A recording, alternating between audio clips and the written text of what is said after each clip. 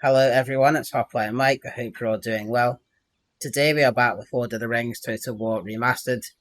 I wanted to do a short video on how diplomacy and the Senate system works because I saw some comments on my last video and also in the Discord. I should stress this is on the 1.0 version of the mod, and I say that because there were some pretty significant changes to how diplomacy worked during the closed beta. So there is the possibility of other changes further down the line. So just bear in mind that if you're watching this video 2 or 3 months from now, that this was based on the initial public release version. You've probably noticed that if you load in as a Forces of Good faction, you can see what all the other good factions are doing. So for example, in this campaign I'm playing as Gondor, and I can see what Rohan, the elves, the dwarves, and the free peoples are doing. And likewise, if you're playing as one of the evil factions like Mordor, you'll be able to see what the other evil factions are doing. The fog of war is lifted for your fellow forces of good or forces of evil factions, and that is due to the Senate system that is in place. All the good factions are part of a Senate headed up by the White Council, and all the forces of evil factions are part of a Senate headed up by the Sauron's Will faction, and you can actually see them on the campaign map.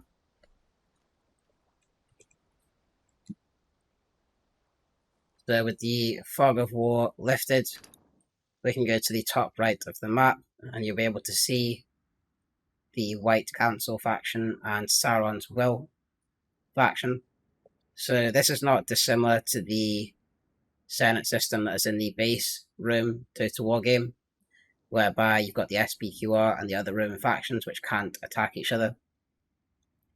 In terms of what the Senate system means for the player, it means that a Forces of Good faction cannot attack a fellow Forces of Good faction.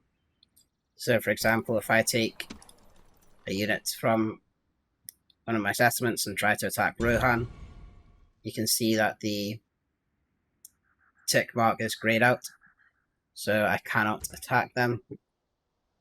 And likewise for the evil factions, they can't attack each other.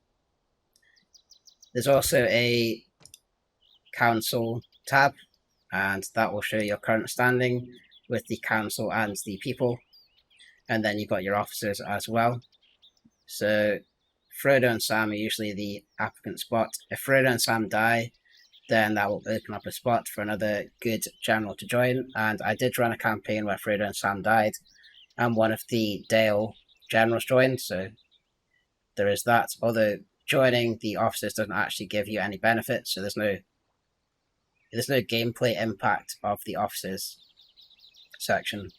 Likewise with the standing, you will get missions from the Senate to take certain settlements, and there will be rewards like in the base Rome Total War game, and that will then impact your standing with the people and the council, but there's no benefit to being higher or lower on these.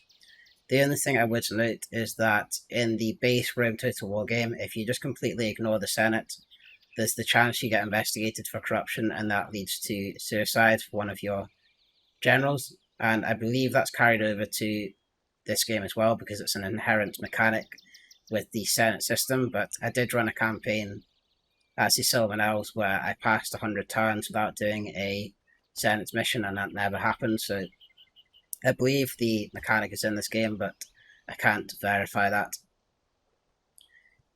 So that's probably everything there is to note for the council or the Senate system. The second thing to note is that there is actually an option to turn off the Senate system. So if you get to turn 2, oh sorry, I think the question's asked on turn 1. So you'll get this keep good versus evil notification, and that just explains how the Senate system and diplomacy works. But basically, if you say no to this script and decline, it will kill off the super factions, and the Senate system will essentially be destroyed. So if we decline that, you'll see that the factions of the White Council and Sauron's Will are destroyed. So if we go back up to the top right, you'll see those factions no longer exist. And we can now attack our allies. So if I do the same thing as before and take one of my units to attack Rohan, you'll see that the tick mark is no longer grayed out, so we can attack them. Something to note with this is that there are set allies and enemies for each faction. So when you load in as Gondor, you are automatically allied with the Free People and Rohan, and you are at war with most of the evil factions there. So if you turn off the Senate system, you can break your alliances, and additionally you can make peace with your enemies, and you'll need your diplomats to do that.